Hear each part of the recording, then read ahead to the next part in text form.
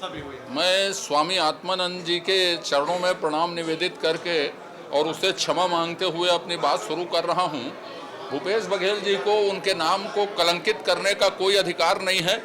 जो आत्मानंद स्कूल खोला गया, जिसको मैं सुबह से बोलता था कि वो एक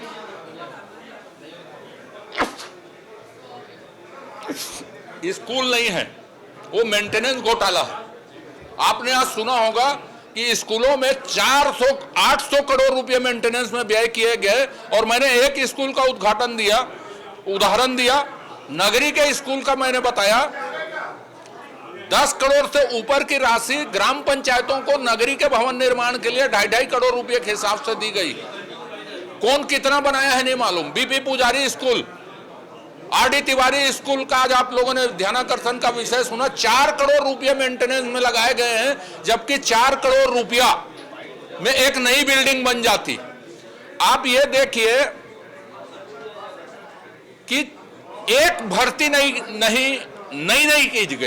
भर्ती नहीं की गई, एक स्कूल नए बनाए गए, एक नया कोर्स नहीं बनाया गया, एक नया एक्स्ट्रा करिकुलम एक्टिविटी शुरू नहीं की गई। पोत दिया गया और महान संत स्वामी आत्मानंद जी का नाम लिख दिया गया और कलेक्टर के अंडर में दे दिया गया।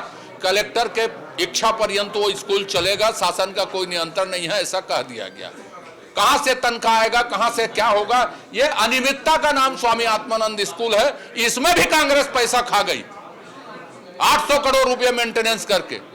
TCIL रायपुर में, TCIL तो ऐसा विशेषज्ञ है जो सब काम करता है। मूर्ति भी वो बना रहा है, वो सड़क भी बना रहा है, वो स्कूल का निर्माण भी कर रहा है, पूरा स्मार्ट सिटी का कंसल्टेंट है। नहीं मालूम उसमें कितनी सारी विशेषज्ञताएं हैं वो।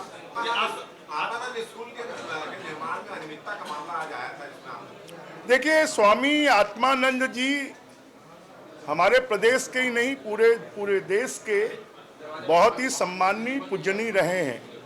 और उनके नाम से जो स्कूलें खोली गई, उन स्कूलों में बच्चों के भविष्य बनाने की बजाय बच्चों के भविष्य को परेशानी में डाल दिया गया और उनको शिक्षा विभाग से अलग कर कलेक्टर के अंडर में दे दिया गया।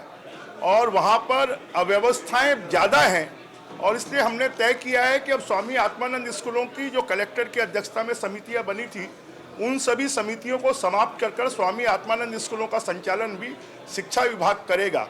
इस प्रकार का हमने निर्णय लिया है। और स्वामी आत्मानंद स्कूल जो पुराने महापुरुषों के नाम से थी, तो स्वामी आत्मानंद जी के पहले उन पुराने महापुरुषों का नाम उसमें जोड़ दिया जाएगा।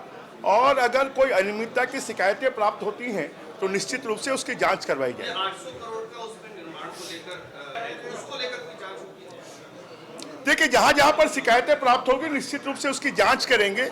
800 करोड़ रुपए कम राशि नहीं होती है, और 751 स्कूलें हैं, वहां पर 800 करोड़ रुपए खर्च किया गया है। और जैसा कि अजय चंद्राकर जी ने कहा कि 4.5 करोड़ रुपए आरडी तिवारी स्कूल में खर्च किया गया, पुरानी बिल्डिंग में। 4.5 करोड़ में तो नई बिल्डिंग बन सकती थी, और इसलिए हड़बड़ी में पैसों का दुरुपयोग कर और शिक्षा के संस्थानों में जो काम किया गया, निश्चित रूप से वो औचित्यपूर्ण नहीं है। उपस्थिति का मामला आया था, उस पे सत्ता पक्ष की ओर से आप लोगों ने बड़ी चिंता व्यक्त की है उनको लेकर के। निश्चित रूप से देवेंद्र यादव जी हमारे इस सदन के सदस्य हैं, उन्होंने पूरे 25 दिन की छुट्टी मांगी है। इसलिए हम जानना चाहते हैं कि क्या उनका स्वास्थ्य खराब है या क्या कारण है, अपरिहार्य कारण क्या है, क्योंकि सदन का हर सदस्य जो है वो सदन है, और इसलिए हमें उसकी चिंता है। और इसलिए हम जानकारी चाहते हैं कि अपरिहार्य कारण क्या है, इसकी जानकारी सदन को मिले। सर, आप लोग एक अवैध रेत उत्खनन का मामला उठाते हैं, के ऊपर हमला कर दिया गया है। निश्चित रूप से जो पुराने शासन ने माफियाओं के हाथ में रेत को सौंप दिया था, अब जब वो बंद हो रहा है, माफियाओं के हाथ से रेत की खदानें छीनी जा रही हैं, ब्लैक मार्केटर के हाथ से छीनी जा रही हैं, तो वो तिलमिला रहे हैं। परंतु अब बीजेपी के शासन में इस प्रकार के माफिया, इस प्रकार के ब्लैकमेलर उनकी नहीं चलेगी, उनको ठिकाने लगाया जाएगा।